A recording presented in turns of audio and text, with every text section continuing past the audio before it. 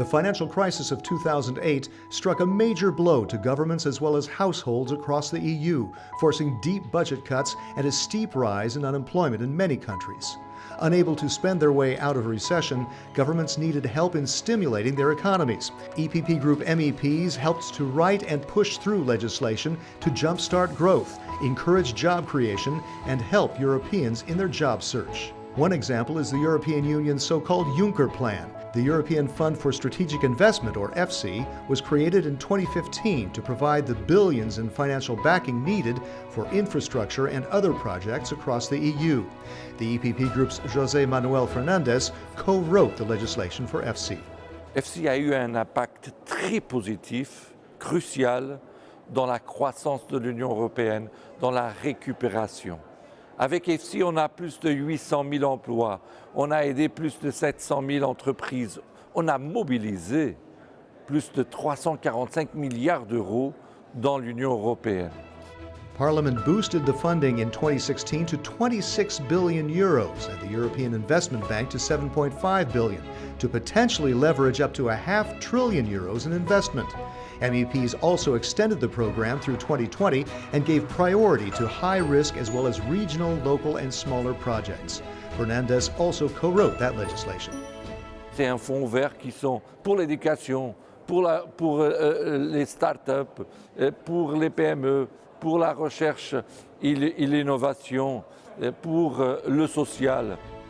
The Juncker Plan targets job creation particularly for young people.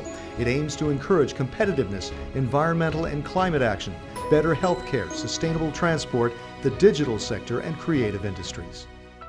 Avec EFSI, on a appuyé aussi l'innovation, la recherche, on a appuyé aussi le social, l'économie verte, les énergies renouvelables, l'efficacité énergétique. Another key action to boost job creation was Parliament's approval of Europass, a system helping job seekers across Europe. It retooled the system to make qualifications and skills of EU citizens transparent and interoperable within and between the member states. The EPP Group's Svetoslav Hristov-Malinov co-wrote the legislation. Europass will help all European citizens, giving a better communication all over Europe about their skills. The legislation adapts Europass services to the needs and expectations of users and providers on all sides, learners and job seekers. The revised Europass services would also adapt to the future potential of digital systems. Europass is much more open. It gives new tools. For example, the electronic portfolio. It's like a briefcase when you get all the information about an individual, and it can be very easily renewed. And it also gives the opportunity, not for the job seekers, but for the future employers, to have a good look and to know more about any candidate than before. Of course, the task of boosting employment is far from over. With new generations coming into the workforce and the job market constantly evolving, people, governments, and businesses need to adapt.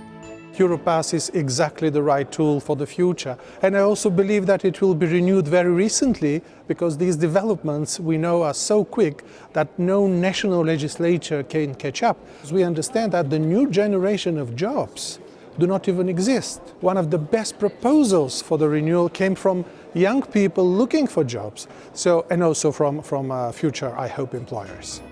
An investment boost through the Juncker Plan and a job facilitating system like Europass are just two examples of EU action to keep Europe on the road to recovery.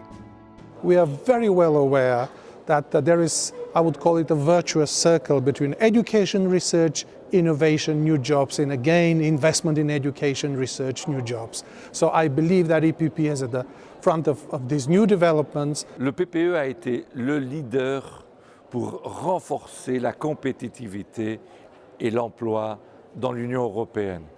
On a été les leaders pour appuyer et aider les petites et moyennes entreprises, pour aider l'emploi jeune, qui est un problème encore dans l'Union européenne. On a récupéré l'économie, on a donné de l'espoir, on peut faire confiance aux institutions du Parlement, de la Commission, grâce au Parti populaire européen.